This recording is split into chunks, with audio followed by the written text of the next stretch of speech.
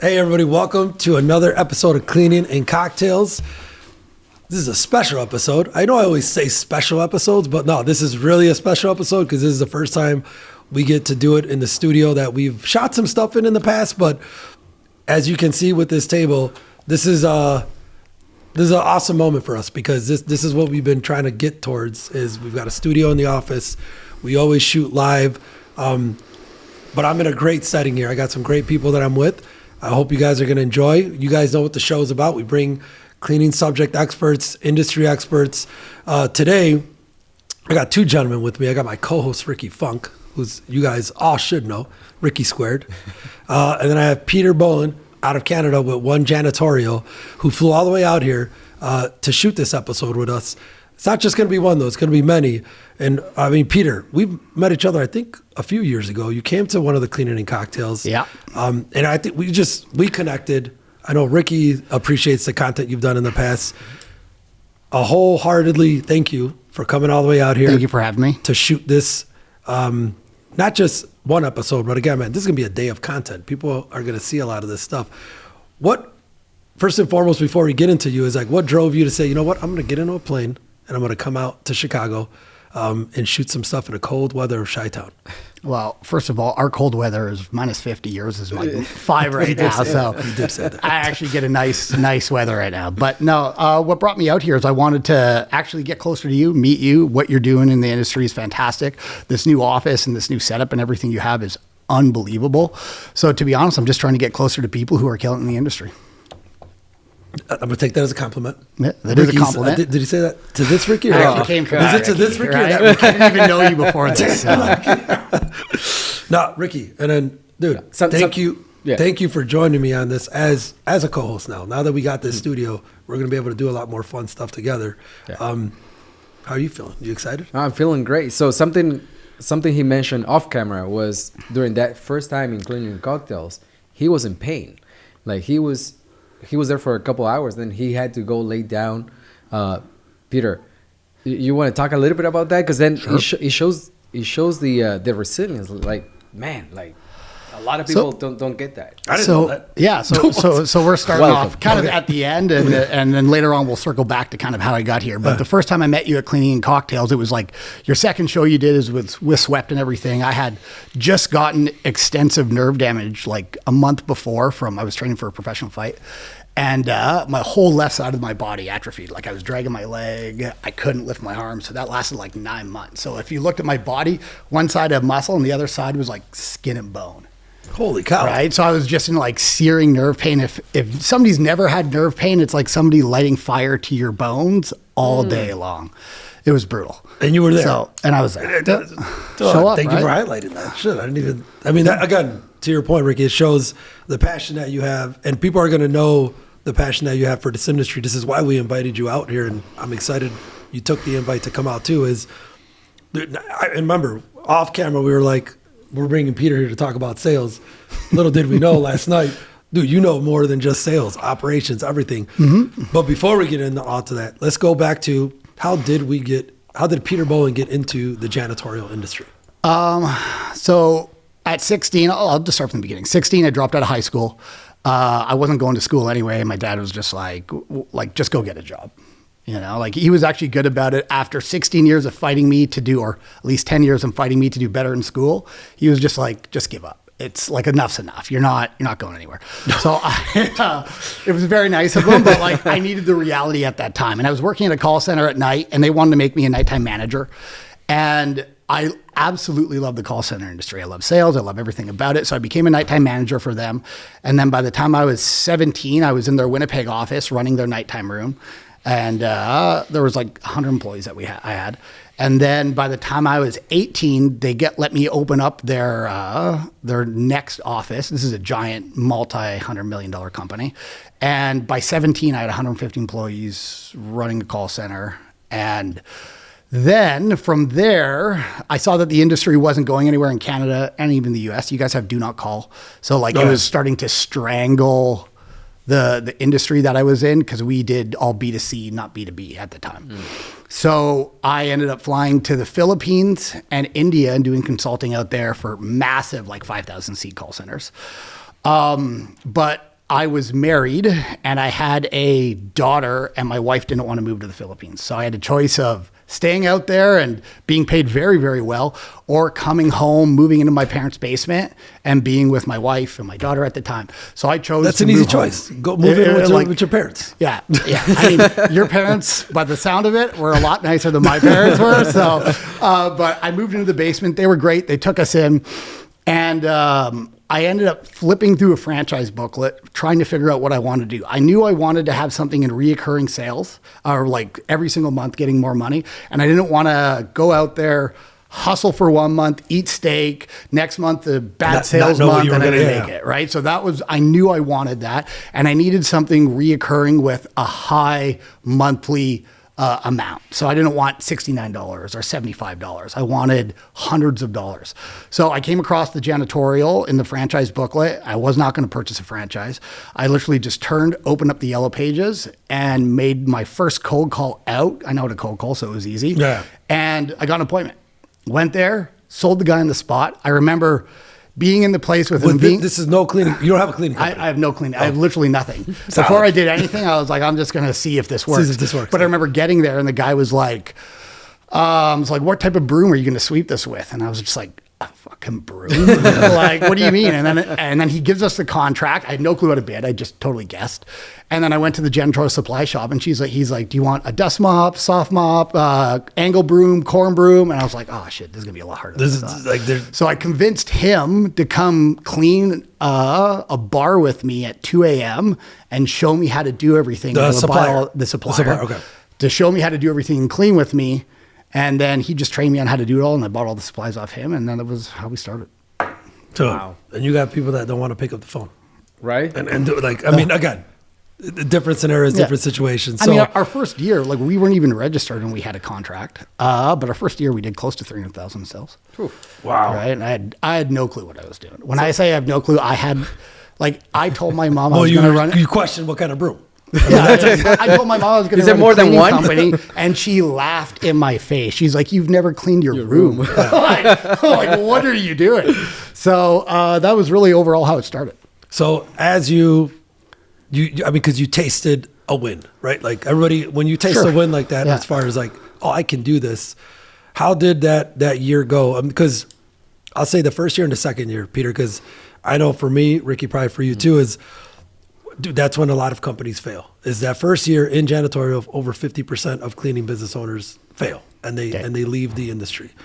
What I mean, other than the moment of you winning the contract, what other moments in that first year or even second can you say like you had the taste and you said, I can do something with this industry. I can build a business.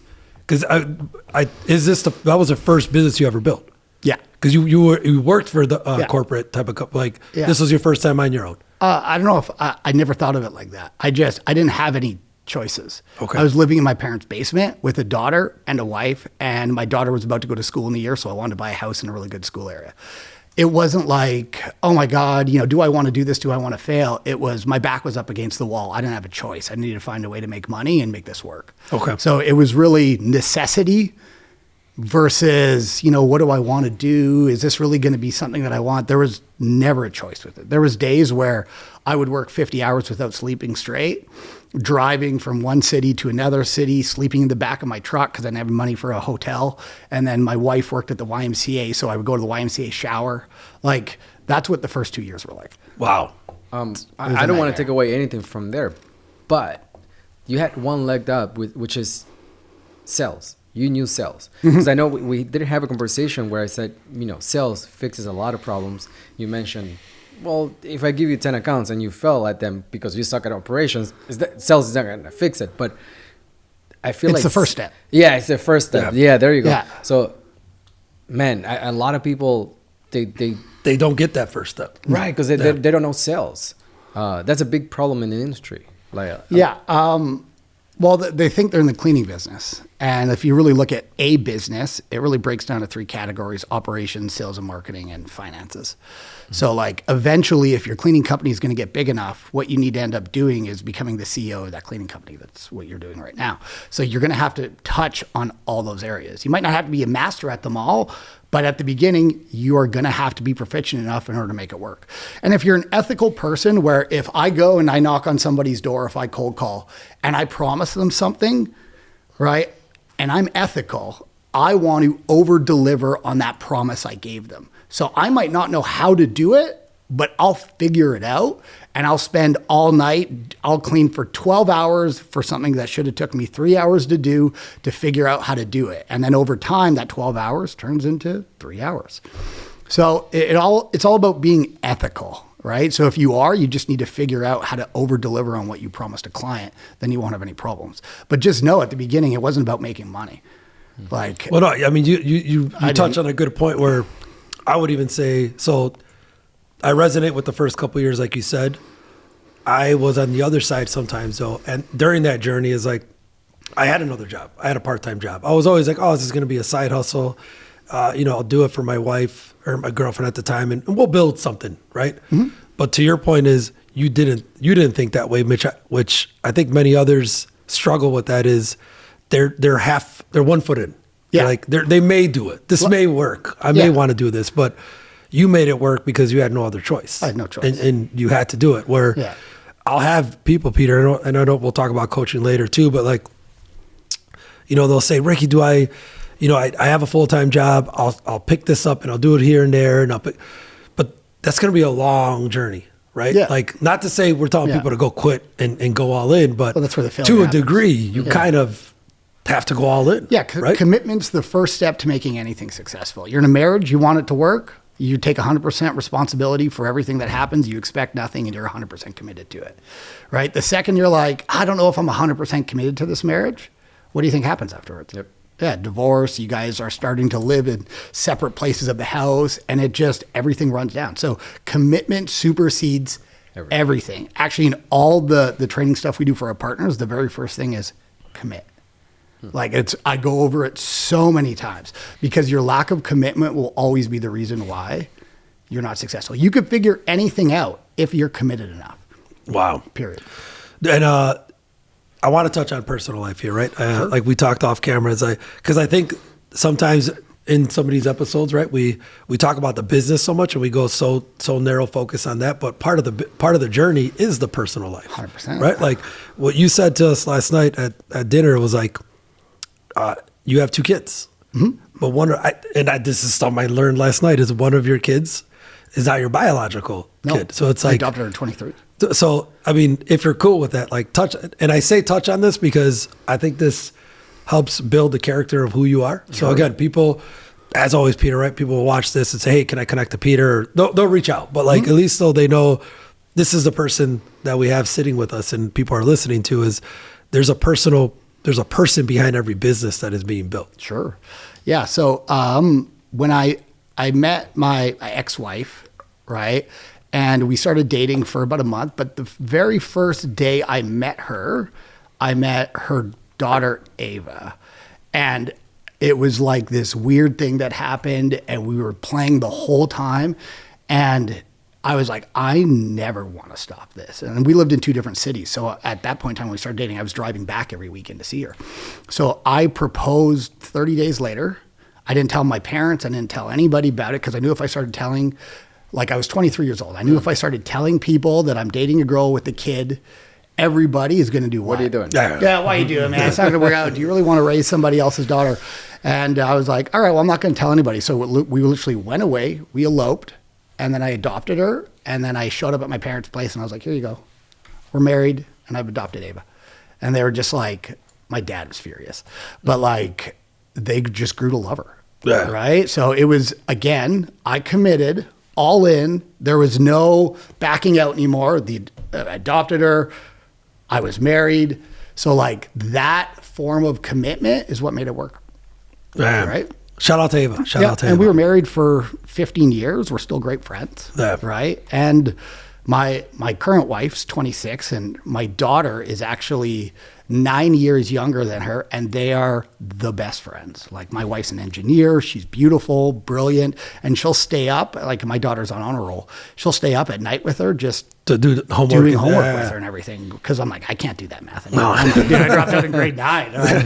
So algebra? What's I can't algebra? figure it out. So it's it's all about the family. I just want to ensure that my families get everything they want. And my daughter, once she graduates this year, because she's turning 18, she's going to come work for me making cold calls. Period. Dude, and I'll tell you, man, there's something about, I mean, you've done cold calls before, right? Like there's something about doing cold calls or having to fight those no's that you're going to get, and a high percentage of no's, where it develops a sort of like character in you.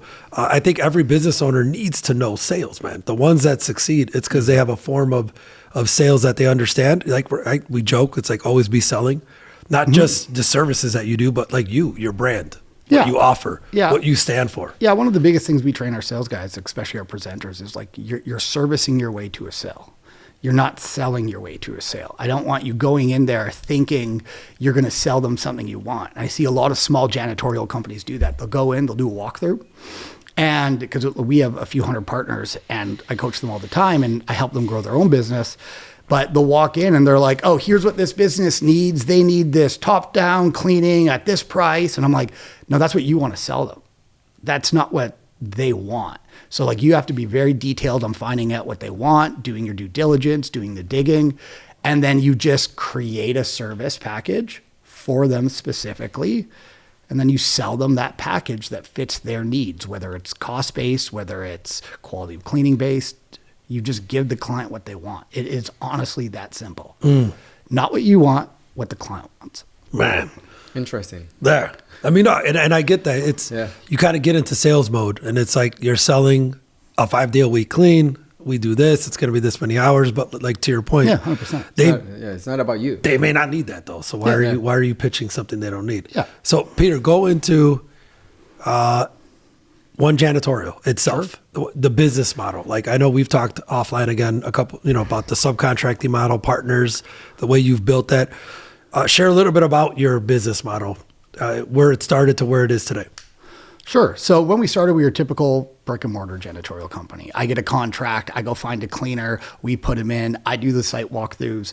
We eventually grow big enough to the point where we have a manager that does the site walkthroughs, but I lived in a small 50,000 person town. So we eventually got majority of the business there within like the first year and a half. So I didn't have a choice. I had to drive to other cities, which were like 2.5 hours away, and start businesses there and put managers in there. And then I didn't like how disconnected it was and how everybody was, I had managers in other cities and then I had door knockers in other cities. So I created a program and a process in order for us to deliver quotes over a screen share.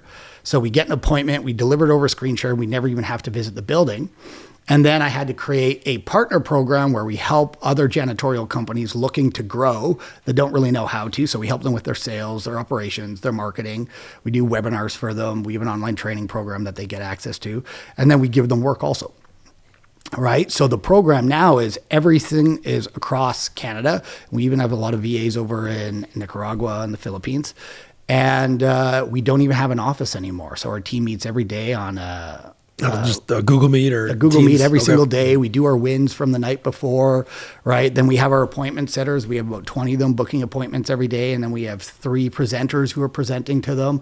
And then they get a deal and then it gets transferred over to our partnering team, which they find the right partner that's the right fit. We have specific metrics for them. And then after that, it goes over to our service team to ensure that the client's getting the service that they need. And then the whole point of the service team is, where we made a mistake at the beginning is we were focused so heavily on servicing the client that we were not trying to service the partner. We're like, well, that's your responsibility to do the cleaning. You know what I mean? We gave you the contract, but we've had a huge shift where almost more of our focus is on serving the partner, because if the partner does great work and understands how to do things, then the client's going to get what? Good service. Yeah. So we had to have a huge shift, but that's what we do now. So we operate across Canada, and probably next year we'll be in the U.S. Help, don't punish, right? Well, oh yeah, Help, don't punish. Yeah. I learned that from So that was our motto. Is when we switched over, we're like, we're a little punishing, and because you're always looking at what they did wrong. 100%. And that's what the service team job is, to correct issues. So they feel like, oh, look at all these problems, blah, blah, blah, blah. So we had to revamp everything with service to be so focused on like, yeah, okay, maybe you got 40 service issues this month, but you had 750 clients that were like, gave you a 10 out of 10 rating. Like, is it that bad? And are these cleaners, you know, we're at like 85, 90% extremely happy. So like, then we have to talk about how great the service is all the time so that they're not thinking that they're always dealing with problems.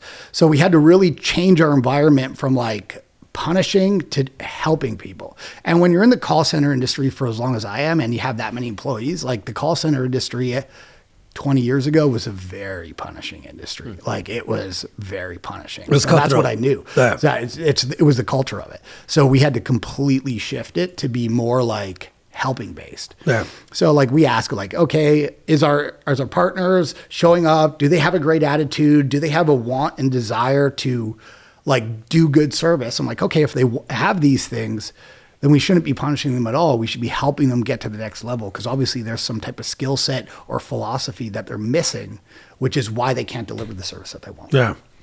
No, man, I mean, we're going to go deep into that in a whole nother session, because I think the way you approach service, and you kind of touched on it already a little bit, but like it's unique, it's different. That's what I love about the industry is there's a lot of different segments and a lot of different things you can do to be niche, to not have to, replicate what others are doing. I mean, I wanted to touch on, before we get more into service, is, so you said it, you loved to coach and you built a program for your partners. What was it about coaching though itself that you said, you know what, I enjoy it so much, you wanted to build a business around it, but then you also did pivot? Like, because I could sense you enjoy and you have a desire to help and coach. I hate coaching. No, you know it's okay. I absolutely hate coaching. You realize that? I hate coaching. It's it's necessary to be a good leader. Okay. And to be a good provider, right? So like with my kids, it was the same thing. Help, don't punish. So like I don't punish my kids at all. I will sit back and keep correcting the behavior until they get it, and I will educate them on how to do it the right way. And like I will give them reading materials, I will work with them on it, but like I do not punish anymore. There is no, you're grounded, taking this away. And like both my kids, if you met them, like they're on a roll, they don't drink. Like my daughter's 18, never had a drink before, right? Never had a boyfriend, wants to be successful in life, conservative. So I don't punish whatsoever. If they make a mistake, we find out why they made a mistake, we correct it, and then we give her the right philosophy and lens to think through so she doesn't make that same action again. So we just took that and we also did it with our partners and with our staff and with everybody else. But I hated coaching. Like I did it for about 6 months, made a few $100,000 doing it. And it was just, I show up, I coach these guys, they leave, I come back a month later, I'm like, you literally did nothing that I told you. You did nothing, and you're coming to me with different, well, I think the issue is this. I'm like, no, the issue is the exact same thing that you said last time, that we talked about last time that you were supposed to do. So I didn't like it for that aspect. I had no control over helping them. With our partners, they're in our contracts. So they feel like it's more of a partnership. So I give them coaching and they're like, okay, this guy's trying to help me in this building plus on my own. So like I get a lot better feedback with it also. So it's a different approach of coaching. 100%. Huh. I have a question about what triggered you to start pushing the help them punish. Like what was the thing that you said, I shouldn't be punishing them. I should be helping them setting up for success. Was there something that you said, oh man, if I do this, business is going to improve? What was the I spent a few months at my church in the summer last year. And just everybody that worked with me while I was there, so they have this giant group that works with you. And it just kind of came back to like, I lacked no empathy. They put me on some like test and I'm like, I had no empathy. When I had it was like my graph was like high, and then just like shot down to 0. And it's excuses. People don't have them, blah, blah, blah. And because of that, that's where my punishment came from, was I had no empathy. So I had to learn how to have empathy for people, and I had to look at, like, again, are they showing up? Are they doing great work? Right? Do they want to do great work, even if they're struggling on something? Provided they meet the minimum metrics and they're not out effort. If somebody's out effort and not trying, well, then you just get rid of them. Like you can't fix an effort issue, but you can fix a skill issue. Yeah. So that's really where it came from. And then we just started doing it all the time. They showed me how to work with my kids because I was also punishing with them as well too. Give me your phone, blah, blah, blah, blah, blah, blah. So they showed me how to work with my kids. And then after I saw how great it worked with them, it was unbelievable. I was like, okay, I'm actually doing the same thing in my business. In your business, right? So like I am me. So who I am off camera versus on camera, who I am versus with my kids, with my wife and my employees and my partners, I don't flip. I'm not like, oh, I'm going into business mode. I am uniquely me. I will say things offside to my wife, and I will say the same offside stuff to my staff. Dude, I'm not even, that's funny you say it, like, I'm not even aware sometimes, but as I'm thinking and you're talking, it's like, I don't change the mode. And it's like, now I see, like, it is the same person. When you get home, when you're not at home, when you're in the office. Yeah, well, life's the same as business, right? So if you are good in your personal life and you're not good in your business, we'll take the stuff from your life and bring it up in your business, right? If you're good in your business and you're terrible in your personal life, maybe there's something. The same thing, right? So the more you can become like one person and very, very happy with being that one person, it works. Okay. So one thing I wanted to touch on real quick is you talked about Grant Cardone coaching. We'll talk about that too, but just you don't like coaching, but you take coaching. Is it more of coaching, mentorship? Do you see coaching and mentorship as being different? And why do you think it's important for us as business owners to take coaching on? Sure, yeah. Like I've probably invested $1 million over the past 10 years in my mind. And that's the only reason why I've been able to accomplish what I've accomplished. Once we get to the next level, once we hit our 10 million, which we're pushing on this year, then I'm probably going to have to invest another few $100,000 and to figure out how to become a CEO and hire high level talent. And because I don't have the skill sets. Again, I'm a high school dropout. Still trying to figure that out. Yeah, dude. Like, but somebody else has those skill sets, right? So I literally just go purchase them.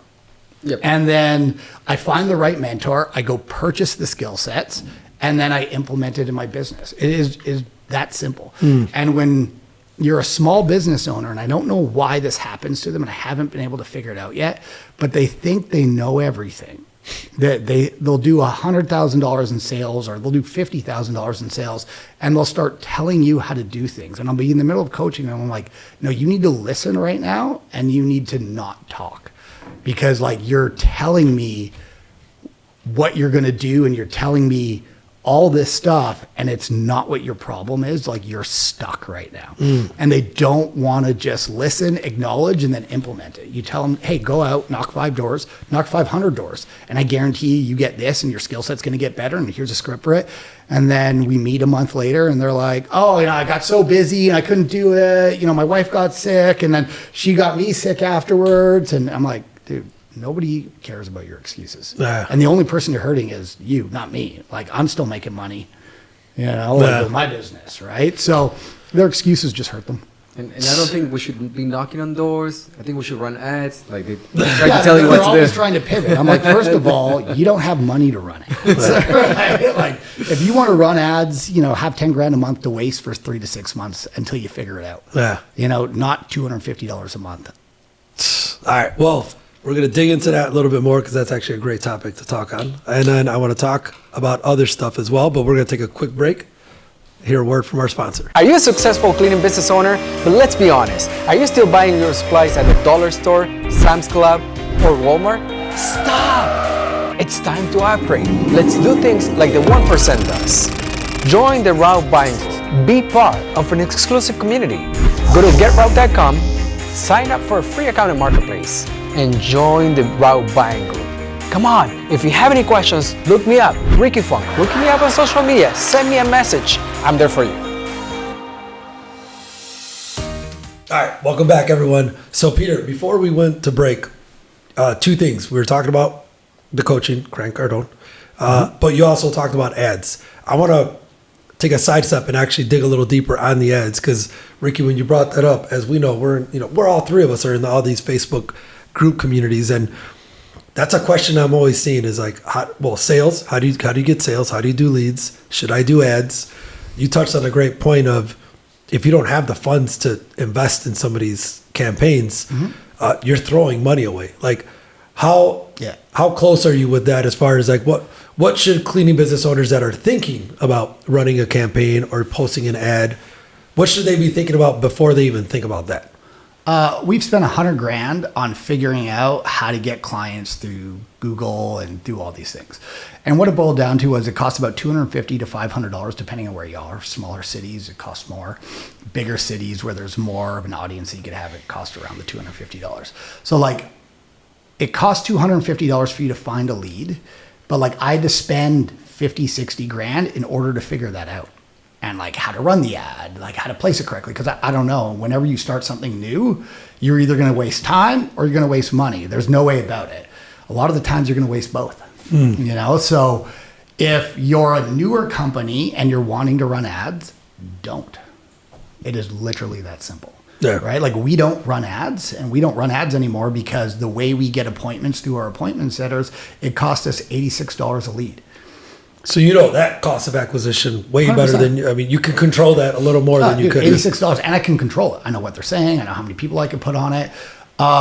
With the $250 lead, it just didn't make sense. Now, eventually, at a specific time, will we start running ads? Because eventually we want to sell the company. So if we have multiple avenues of how to get leads, it's going to be a beneficial to do. But right now, it's $86 versus $250 to $500. Well, Ricky, remember this last night we were saying, and you were asking us, Peter, too, like, hey, Rick, for route, what do you guys, what are the different categories? And you touched on a great point I was thinking right away of like, okay, which category do we do that we have sales? And you had said something last night that you should be doing all. What is all? So what are all the categories for sales? There's only 4 ways of getting clients. There's no other way than these 4 ways. One is talk to people you know. So if you have a friend that runs a dealership, go talk to him. Right? Talk to people you don't know. So talking to people you don't know is cold calling, door knocking, filling out RFPs, maybe that are online. It's going to places where you don't know, conference centers or whatever it boils down to. And then there's content. So this right here is content. Mm-hmm. Does this work to get janitorial clients? It's pretty expensive to get a client. I don't think it works the best, right? And the last one is run ads. So that could be radio, it could be Google ads, it could be Facebook ads. It doesn't really matter. And the last thing is run ads. Problem is when you're new, you don't have any money. You're broke. Mm-hmm. So all you have is your energy and time. So the first 2 work the best. I mean, if you have a large network of people, then go burn that network of people and get all those clients, period. Those are going to be your easiest and lowest hanging fruits. But eventually you're going to run out of people you know. Mm-hmm. And then you're going to have to start talking to people you don't know. One of the things that I hear often is like, I went knocking on doors and I did 50 and I didn't get a single client. I'm like, try 500. Try 1,000 doors. You frequency builds greatness. But like, I tell people at the beginning just to go do it and expect nothing from it, right? But like, you also need to track stuff. So like, I'll have guys that go, I knocked 50 doors and I didn't get anything from it. I'm like, okay, did you say the same thing every time you went in? Well, no. I'm like, who did you go to look and talk to? Right? Like, what were their objections? Did you track the objections? Because there's usually only like 5 things they say. So if there's only 5 things they say, then you're going to know how to overcome it next time they say it, right? Yeah. Have you invested money in a door knocking course for $50? There's like 1 million of them online. Maybe it's not even the best course, but it gives you enough to go out there and do it. So like, what have you done above and beyond just the door knocking? Because you learned it. And usually when I'm like, I knocked on 50, and I'm like, okay, great, give me the addresses of them, because I used to do that with coaching. They're like, oh, well, like I didn't write all that. Sure you did, right? You did 50. So you probably did 5. I think it goes back to 2 things that you mentioned, which is commitment and I didn't have a choice.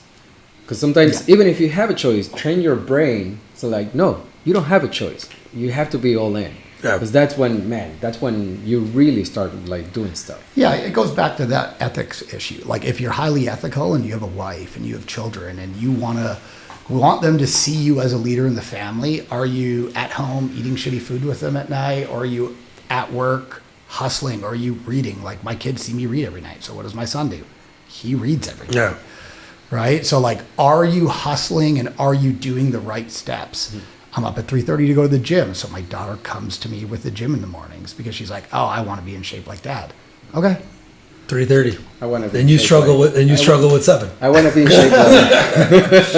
So Peter, before I forget, right? So the whole Grant Cardone coaching thing, there's other sales coaching programs that are out there it's all over Instagram, social media, right? Sure. There's a lot of things that you can do. From an outside perspective, looking at those kind of programs, I may say, or I know others that listen in, or they're cleaning business owners, that's not the type of sales I want to do. That's not the type of approach that I want in business. What do you say about, because, from the outside looking at it, again, does it have anything to do with cleaning? Yeah, nobody cares what you want. Okay. Like, nobody cares what you want. Do you like, hear that? you're a business owner, okay? So you should be caring what your clients want, what your staff want. Like, you live to serve them. They don't live to serve you. Yeah. Okay. Right? So it doesn't matter. You do what you have to do. I didn't want to clean toilets, but I showed up every night and cleaned toilets to figure out how to do it. So, like, it doesn't matter what you want anymore. So, like, there's lots of programs out there. I'm biased to Grant Cardone because I've met him multiple times. I've been to his offices. He's helped me spiritually. He's been very good. His team has been unbelievable to me. Like, they are some of my best friends, right? I know guys in Canada that follow his stuff. I was just talking to a guy today. I'm going to go meet him in Phoenix next month. Like his team has been so great, and they're all high level, great people. Yeah. And his coaching is not just about sales, but it's going to teach you how to have the right mindset in order for you to succeed in business.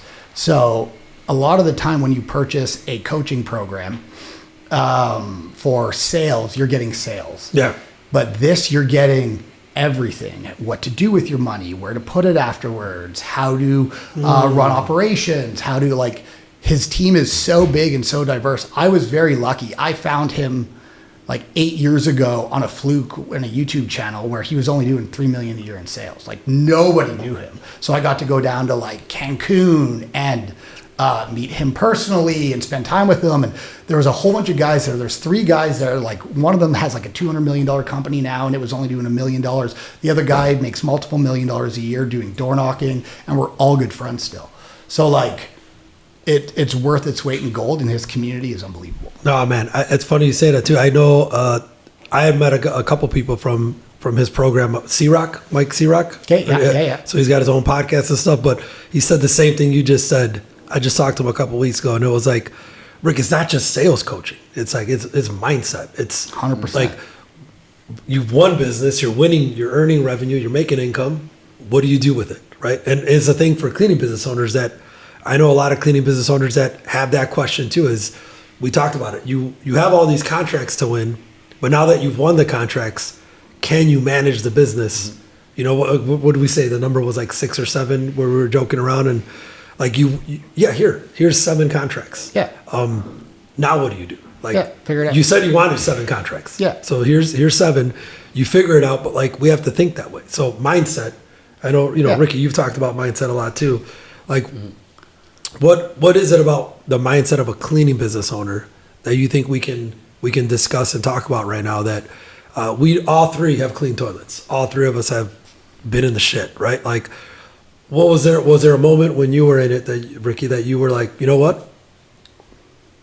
I love what I'm doing, or I have a passion for what I'm doing. I'm not talking about just cleaning, but that you were a business owner and you started to build something in your business.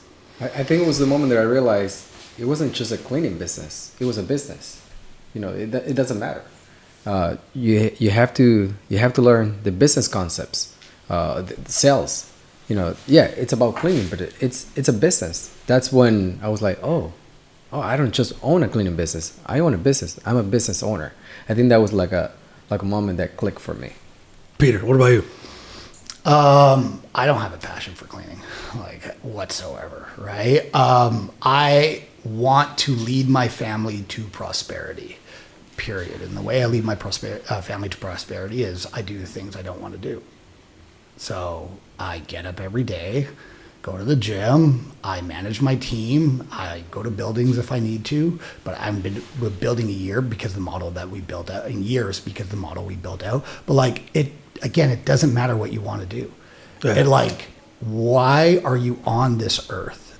Is it to be a janitor, or is it to provide for your family? Every one of our partners has a family. So I'm like, you're doing this for them. So like, it really doesn't matter what you want. Yeah. And you shouldn't even care about it. Well, I don't want to go and clean a toilet nobody cares, man. Yeah. Just get it done. You're not doing it for the toilet. You're doing it for the client, and you're doing it to show your family that you're the type of person they can rely on. Dude, I great answers, you guys. Think about this too. Is I know you've been in those positions because I know I have been. Where, Rick, what are you doing? You're in the cleaning industry. You own a cleaning company. What are you doing over at a cleaning company? Well, you guys just said it. I will echo it. It's not that I'm in it to be in the cleaning industry and I own a cleaning business. It's for me, my passion too is creating opportunities. Right? We are creating jobs. Yeah. That you need income to provide for your family. You need income to provide for a future. This industry allows you to do that, right? Like it's an industry that you can make an impact, but more importantly, it's not the passion of I like to clean toilets and I'm in the janitorial space. This is an opportunity for us to create jobs for people that we love, for people that have loved ones, right? And I think once people start to realize that you start to direct your business and drive your team and push your team at a different level, because it's not about the money you make. This is a low margin industry, right? Let's be real. Of course. You're not making high margins in this industry. No. But in volume, you could build a nice business and then use that as a doorway into other businesses, which all three of us have done that. Yeah, 100%. I've had multiple businesses now because I've been successful in one business. Yeah. But yeah, like what you said is 100% accurate, but to me, it always goes back to it just doesn't matter. If you have enough commitment in any industry, it's not cleaning any industry. Anything. You can figure it out. Yeah. You can figure it out. And what I like about business is the work I put on it this year. Let's say I make $1 million this year, right? And I make $1 million. I didn't just make that $1 million. I grew my company by $2 million. That means I grew an asset to be worth maybe $1 million more. So I made the $1 million plus my assets worth $1 million. That means I actually made $2 million this year, right? So every time my company spikes, I get my income and my asset improves, right? So I'm actually making double the amount of money, and it's a great exit strategy in order for partners to retire when they're older. So that's a good segue, actually, because Ricky sold 2 of his companies, right? We had an awesome conversation last night. Like, as you get ready to exit, you have a 5-year plan. You have an under 10-year plan. Like, when did you realize that was a plan that you had to start putting in place? It's a great question. I don't remember the exact moment I realized it. I think I read a book called Built to Sell. One of my mentors told me to read it. I read it, and I looked at the way we had the company built, and I was like, oh, I can't sell this thing at all. Like, nobody's going to want it the way I built it. So I took everything from that book, and that's when we started doing the screen shares, and we started being very, very specific in one category of clients we get and how we do it and how we service. And we've built it so that in 5 years, if I want to sell it for $20, $40 million, depending on what our sales are at, I can, right? Because an average multiplier could be up to 4 for a janitorial industry. But when you build it in specific ways, your multipliers can go up to 10, 15, 20. So that's what we're building it for. Now think about, going into the section of doing too much, right? We always, me and Ricky always joke around about, doing too much. We're trying to do too much. You made a pivot, kind of just touched on it now, but was that part of that strategy then when you said, you know what, reading this book, Built to Sell, knowing that if I do want to have an exit strategy, I want to narrow in and be more focused on certain things? Yeah, we were doing it in a specific way that was somewhat franchisee. So we would partner with it, they would pay for the contract, and we capped out at 5 million, actually 4.95. We literally could not get past it. And the constraint in it was that I could go out and get clients, but then I'd have to find partners to sell to. And just because somebody has money doesn't mean that they're the right partner, right? There's a lot of people out there that don't have 5-10 grand to put down that are amazing cleaners. So we couldn't scale the clients enough in order to sell them. So it was a constraint that we had. So I literally had to cut my arm off. So this was like $500,000 cash to me. And then the coaching was another few hundred. And I had to wipe both away because I was focusing on too many things, eat a giant loss one year. And then what happened was we put all of our attention on our client sales. and finding the right partners and building out systems and processes for that where they didn't have to pay, and then training for them. And then what happened was we started growing by 30 grand a month in reoccurring revenue that stays 2.8 years every single month. So now we've beat the 4.9, right? We had to eat shit for a year. Like, it was a terrible year. It was like point of bankruptcy almost all the time because that cash was like funding us to keep growing. And then now we're out of it. Now it's completely leveled out the other way. What we do is super simple, and the processes are in place. We have a full team built out of 40 people. Like, we couldn't get over a team of 20 people before. Now we have 40 people. And I don't have to do anything because my team runs it. Wow. Right? I could be here, sit with you guys, and I don't even get a phone call anymore. So, Yeah, so think about that, Peter. You gave up a revenue. You gave up a stream or multiple streams of revenue to then increase one stream of revenue. yeah. So, like, that's a battle, right? That's It a battle. was. Wait, don't- Are stop looking at you me. taking notes? Yeah, please. It's crazy because like we almost went bankrupt doing it because we had to now and go, okay, we had to take cash, and we actually invested in having 20 appointment setters. So we actually cut our cash coming in and invested Increase. another 20 grand to 30 grand a month in sales and outflowing. I had to completely cut my salary for a year. I had to sell one of the houses that we have in order to keep afloat. I was going through divorce at the time, so I had to pay her cash out for it. So like, I literally put my back all the way up against a wall because I was like, this is the right way to go if I want to sell it in 5-6 years. And now we're out of it, and now I'm not like freaking out anymore, but like, there's a reason why I'm bald, and it was like, it was a tough year, right? But we're good now. Nice, man. Well, I think that's powerful. We're gonna get some questions on that. I think just because, like, you struggle with sometimes you want to do so much, and that's no fault of an entrepreneur, a business owner, a builder. They want to build. They want to build multiple things, but there's good money and bad money, right? My brother literally tells me that to this day, and he's just like, man, Rick, I'd rather take $200,000-300,000 in revenue of something that is profitable versus $1 million in something that's just not profitable. Like, you do it because of top line. Yeah. I was a very top line guy early on. Yeah. And he helped me correct that. And like, that makes sense. Yeah. I mean, because it'll take up a lot of brain power, I think me and you maybe have a different opinion there. I think top line's everything because if you look at a P&L statement, right? You look at a P&L statement, there's revenue at the top, and what is that revenue service? Every other line below it. So like, the key to get out of it is to increase your revenue. Just don't be dumb and increase everything else while you're doing it. Right? So Like, that's tricky. increase your top Yeah. line and like, don't increase all of it. How do you not increase the resources to increase that top line? That's the tricky part. Well, that's where, I guess, That's where you have to be intelligent and smart, right? We'll have So, another like, call. That's that operations talk to, because I think the way you do some of these processes and Yeah. systems, that's how you minimize. You just have to figure it out. Yeah. Like you need it now. You're like, oh my God, I can make $3 million a year in this. And you're like, oh, but I'm making no money. So now you have a new problem. I rather have $3 million in sales coming in and $3 million going out.